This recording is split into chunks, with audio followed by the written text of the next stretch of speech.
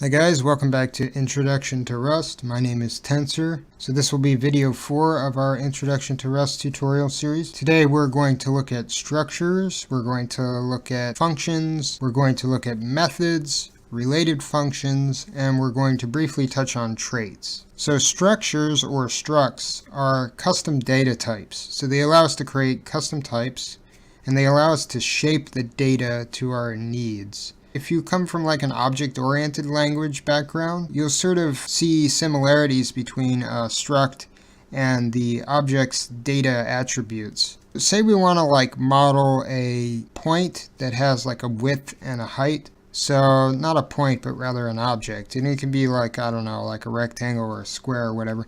We're just going to call it object for this tutorial. So let's say something like struct object.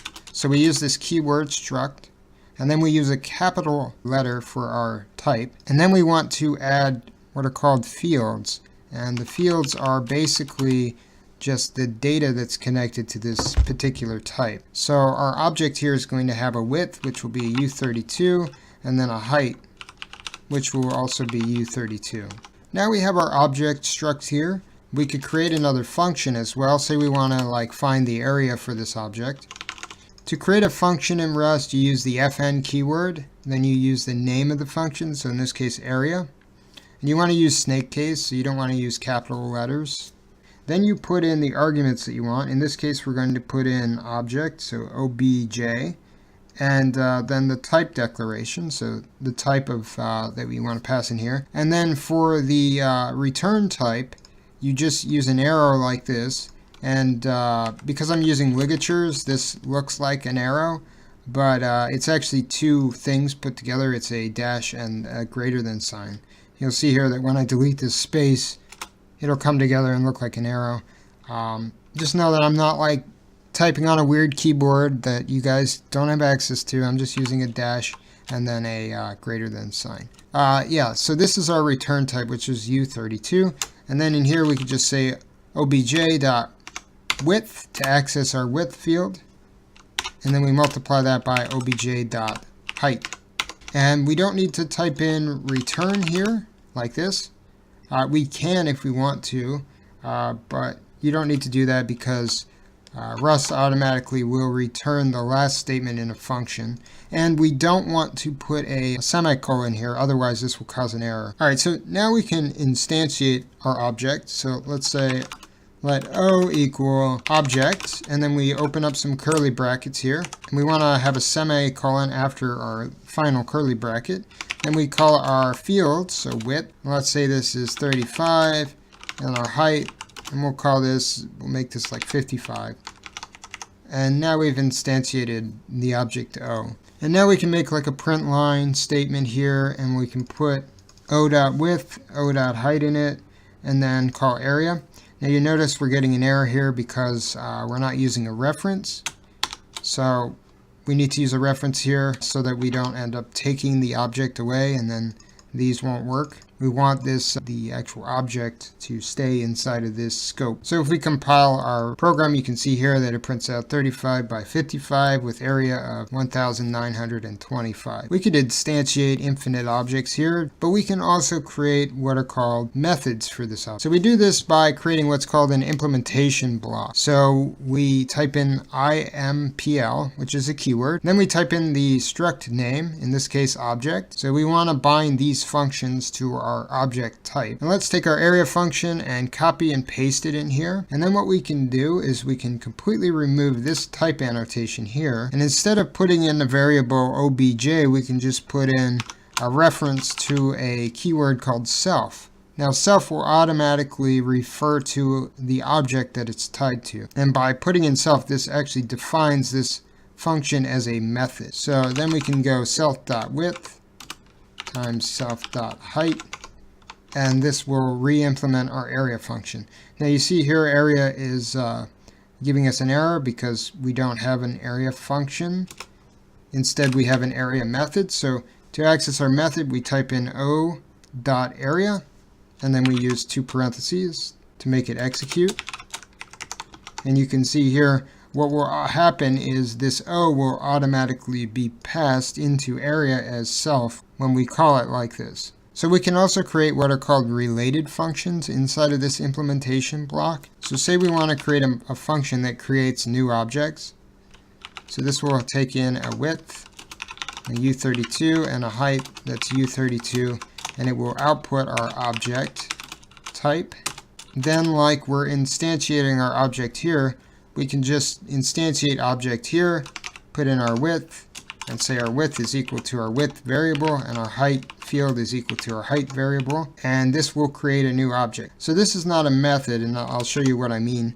If I type in o.new, it's going to give us an error. It's going to say no method named new found in type object. So one of the cool things about this implementation block is that it's actually creating a namespace called object, so a namespace for the type that we're tying it to. So to gain access to this new function, we need to actually call this namespace. So we could say let obj equal object, and then we use 2 colons and we type in new, and then we use this like any other function. So say we want 57 and 83, and that will create an object with a width of 57 and a height of 83. And here's a cool little feature. So we can actually just delete this and this, because the variable and the field names are the same. Rust will automatically know that the width corresponds with the width and the height corresponds with the height. So now this will create a new object, and we can just take and copy our print statement here and just apply it to obj instead of o. And this will let us call our area as well. And you can see running this actually prints out now our 2 objects. So we have our first object, and now we have our second object as well as the area here.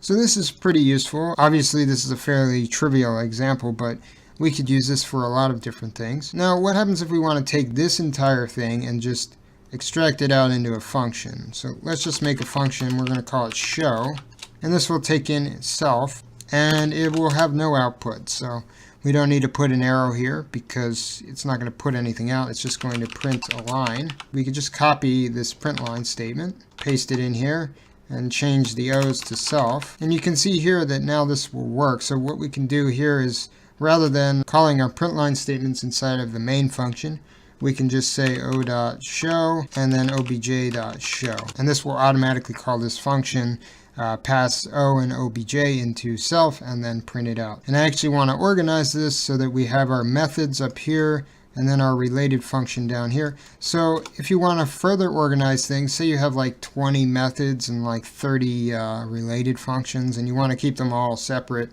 you can actually create another implementation block. So if I create another implementation block for object, I can just take this new function here, paste it in there, and now I have my methods in this one and my related functions in this one. And this is not going to cause any kind of error or anything. This is just perfectly fine.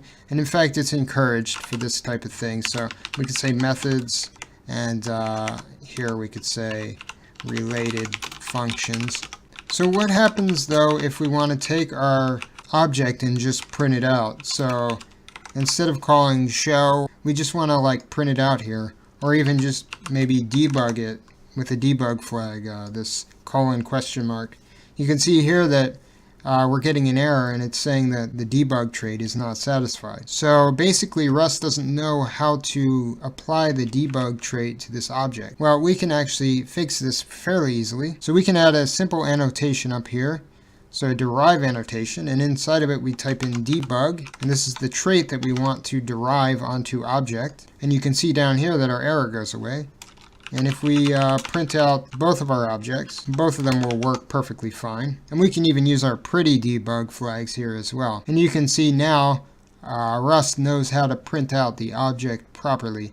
And these actually look like our code. So we have the object, and then we have our curly braces, and then the width and the height for both of our objects. So what happens if we want to do this for like display? So let's get rid of our debug flag, and you can see here now we have an error, and it's saying, well, the display trait is not satisfied for object. So what about just going into our derive and typing in display? Does that work? I mean, obviously no. Even though I misspelled display, it still doesn't work. We can't derive this trait, even though there are a few other traits that we can derive. So we have to do it manually, and this isn't too difficult actually. So what we need to do is we need to bring in a part of the standard library called FMT, and this is where the display trait resides, and this is another namespace. We'll talk more about imports later. This is just to get us to where we want to go with this just simple explanation of traits. To implement our trait here, what we want to do is we want to create another implementation block, and we're going to say for FMT display. So we want to implement FMT display for object. And you'll see here this will give us an error because thus far we're missing a function called FMT. So what we need to do is implement that FMT function. You can see here that it's telling us what the FMT function generally is shaped like.